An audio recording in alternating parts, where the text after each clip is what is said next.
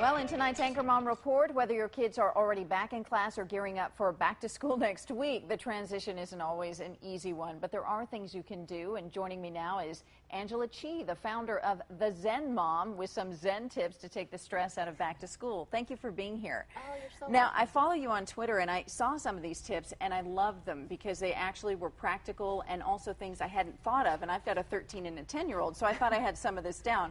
You start out with one of them that's kind of the no-brainer about getting back on the school schedule. We're going to actually put this up on the screen for you so you can mark them off yourself. What are your ideas of how to get them back on that schedule? I know, well, it's such an emotional but fun and can be stressful time. So getting them back on that schedule, experts always say start about a week before, kind of getting consistent meal times and consistent bedtimes. But we all know how hard that can be with summer. You just want to get those last days of summer in. So my son's been waking up fine. My daughter is like a really late sleeper, and she doesn't have to go to school, but I have to take my son to school. So you really need to set the alarm or figure out what type of child they are, if you need to wake them up or set the alarm, and just be consistent. If they're not doing it right now, you still have, this weekend. Yeah, and some kids really need that breather. They want to be woken up early because they don't want to be shoved out the door right away. Talk about this morning routine chart you suggest. I love this. This is, take a look at this. This is called the morning routine chart, and it's visual. So your kids probably don't need it, but for toddlers that needs... Oh, I have a middle schooler who needs this.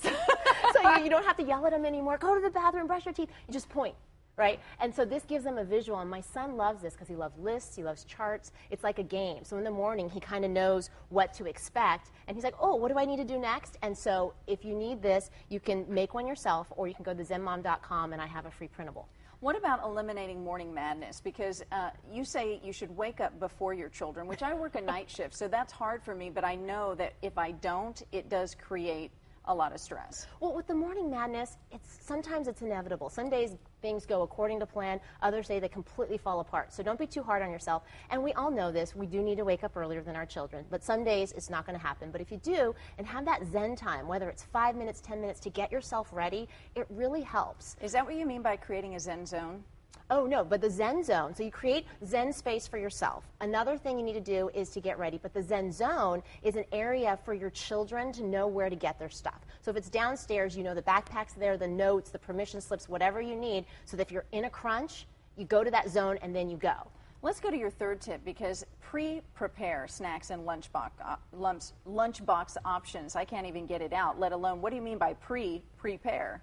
Yeah, pre-prepare, like if you take a look at these snacks right here, you have snacks for the week, kind of pre-packaged. My daughter had fun with them this morning. She put like little snacks, little stickers on them. And if you have them ready for the week, they're ready to go. So after school, they're like, Mom, I'm hungry. You point to the chuck them at them and you say, there you go.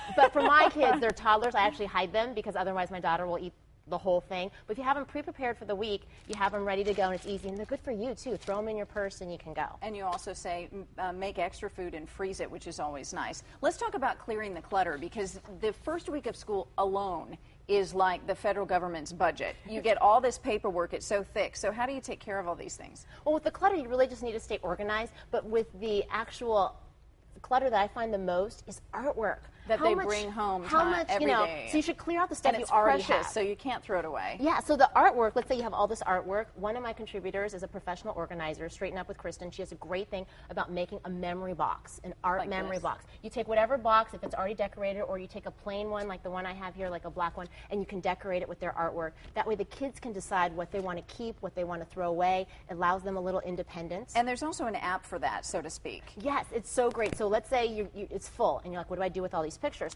I love this app called Archive. It basically, you snap a picture on your phone, and then you can tag it with the kid's name, the day, what date they took it, and then you press a button at the end of the year, and then it publishes this beautiful book right here, which is... Oh, you get an art book. This is so cool. So how many times have you say, I'm going to do this and load up all my pictures and do that? And it's an app that does that. So that's archive.com, or an app, it's right on your phone, and it's so great. And create a visual family schedule. And I'm going to lump that in with your last tip. Designate an email just for your child's school, which I think is genius, so all that information gets to you. That family schedule. Color code it, you say, make a wall calendar, and it's in a universal spot for everyone to see it? Yeah, and that sounds obvious, but you really need to do what's right for you. So let's say you're very techie, so you'll want one of those apps on the phone that has the calendars where everyone can see. If you're just getting started with the tech, Google Calendar has a great calendar where you can color code things. So each kid can have a color code, each activity. That's that way great. it's clear. I'm still sort of old school. I like the family planners. Like, I like to see it visually in the whole month. And even Mead, if you see right there, they came out with this new calendar just for family. So they have different columns for like each child, what you're going to have for dinner versus just the dates. That's perfect. Well, Angela Chi, thank you so much for being here. If you'd like to learn more, because obviously we could talk about this forever, it's a big challenge for everyone, there is a link to the zenmom.com website on my Anchor Mom blog. That's at fox5sandiego.com. You can also follow me on Twitter at KathleenFox5.